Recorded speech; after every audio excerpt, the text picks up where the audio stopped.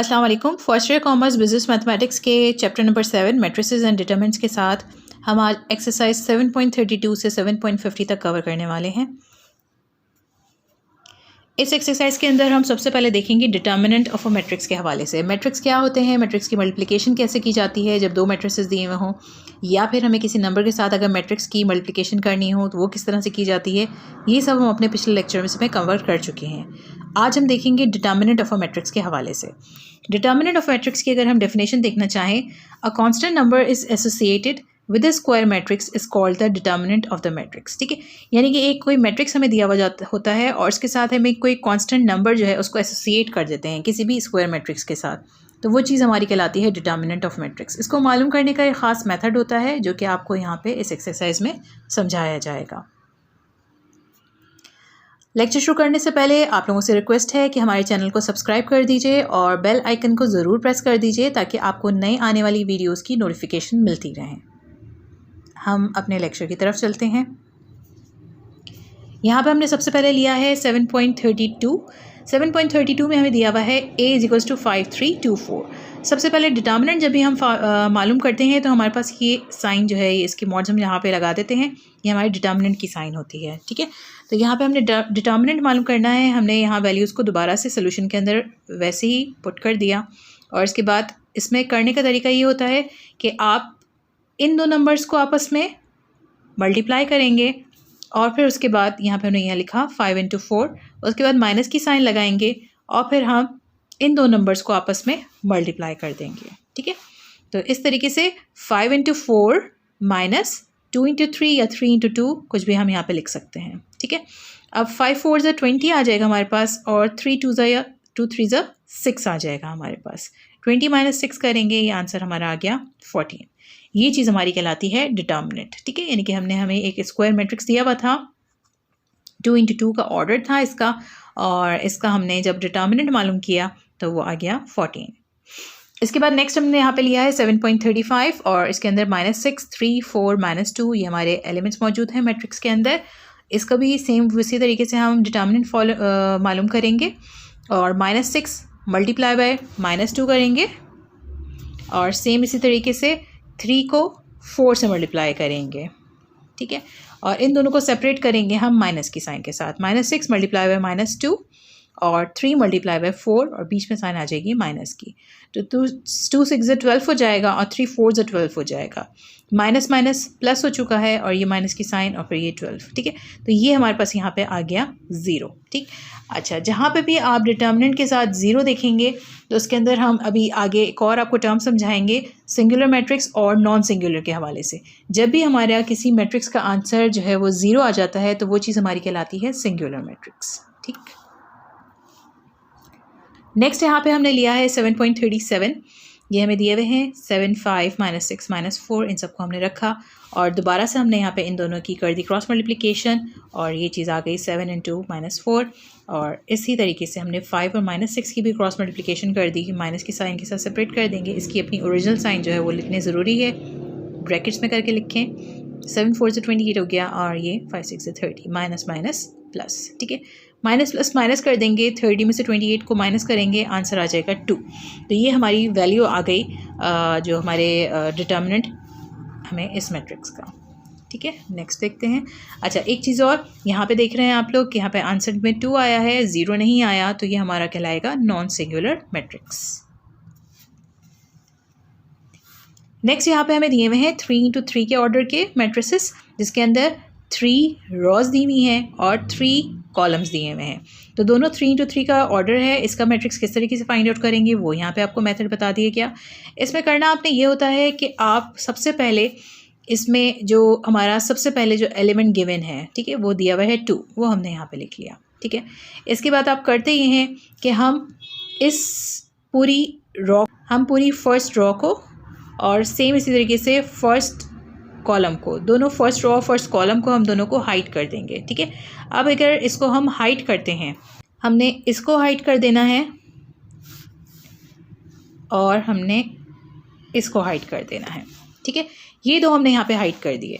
अब इसके बाद जो हमारे पास ऑर्डर में जो हमारे पास बचे वो बचे 2 5 वो हमने लिखा है यहाँ पे, और 4 2 वो हमने यहाँ लिख दिया। ठीक है, तो इसमें 3 into 3 का ऑर्डर जब भी आएगा तो आप सेम इसी तरीके से करेंगे कि हम जब फर्स्ट कॉलम का फर्स्ट हम ले रहे हैं 2, तो उसमें 2 जहाँ पे एग्जिस्ट करता है उस जगह के हम कॉलम को और उस जगह की हम रो को दोनों को हम हाइड कर देंगे, और जो बाकी हमारे पास रिमेनिंग जो मेंबर्स बचे इस मैट्रिक्स के उनको हमने यहाँ पे एज इट इज़ लिख लिया। ठीक है, अब नेक्स्ट हम इसके अंदर अगले स्टेप के ऊपर आते हैं। तो हमारे पास यहाँ पे हमने 3 को ले लेना है। अच्छा, माइनस की साइन के साथ हम रखेंगे, पहले हमारा प्लस है, नेक्स्ट हम रखेंगे यहाँ पे माइनस और फिर 3। ठीक है, अब सेम वही काम करेंगे, हमने फर्स्ट रॉ को और इसी तरीके से क्योंकि हमने 3 लिया है तो हमने इस कॉलम को, इन दोनों को हमने यहाँ पे हाइड कर दिया। ठीक है, अब बाकी इसमें जो मेंबर्स हमारे बचे 3 4 3 4 4 2 4 2 ये हमने यहाँ पे एज इट इज़ लिख दिया। ठीक है, इसके बाद हम अपने तीसरे मेंबर के ऊपर आ गए। तीसरा हमें दिया हुआ था 1, प्लस का 1 लेंगे यहाँ पे, पहले प्लस की साइन फिर माइनस की साइन और उसके बाद दोबारा से प्लस की साइन ले लेंगे। ठीक है, अब +1 यहाँ पे हमें दिया हुआ है।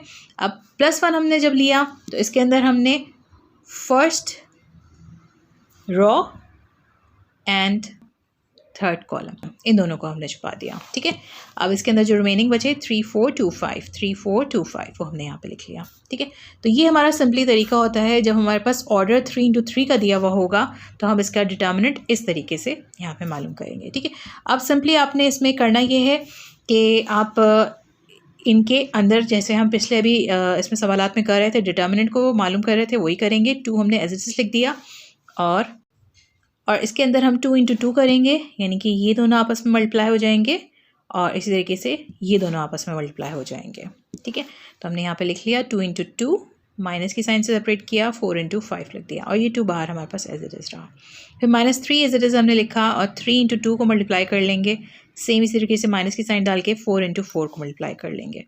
फिर प्लस का 1 था, 3 into 5 हमने रख लिया और 2 into 4 हमने यहाँ पे लिख लिया, माइनस की साइन के साथ इसको सेपरेट कर दिया। इसके बाद इसमें हम ब्रैकेट्स को सॉल्व कर लेते हैं। 2 2 4 आ जाएगा, 20 आ गया यहाँ पे, -3 एज इट इज़, 3 2 6, 4 4 16, 3 5 15 एंड 4 2 8। ठीक है, इन सब की हमने एडिशन सब्ट्रैक्शन जो कुछ भी हमारे ब्रैकेट्स के अंदर हो रही है हमने इसको सबको सॉल्व करा। तो ये -16 -3 into -10 + 1 into 7 आ जाएगा। 16 से इसको मल्टीप्लाई कर लेंगे, -32 बन जाएगा, माइनस माइनस प्लस 3 10 30 और 1 7 7। इन सबको जब ऐड किया तो हमारे पास आंसर में आ जाएगा 5। ठीक है, तो ये हमारा 3 into 3 का अगर हमें ऑर्डर दिया हुआ है किसी मैट्रिक्स का तो उसका डिटर्मिनेंट इस तरीके से फाइंड आउट करना है।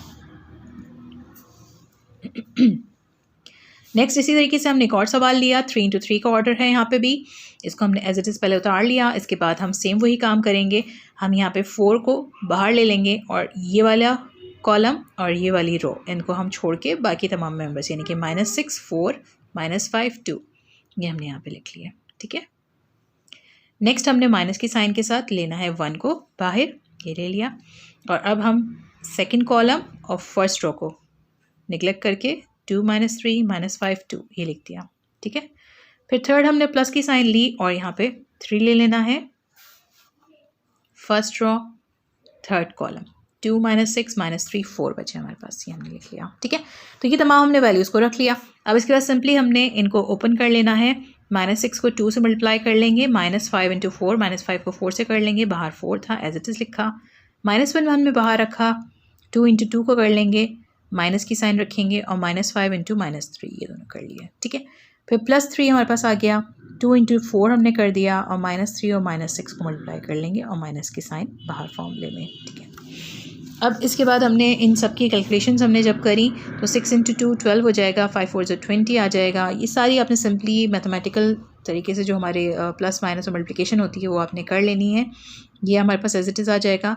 इसके बाद जो बाहर नंबर्स दिए हुए थे इनको इनसे मल्टीप्लाई कर लेना है, 32 11 30 आ जाएगा। ठीक है, इन सबको हमने जब ऐड किया तो हमारे पास आंसर में आ गया 30।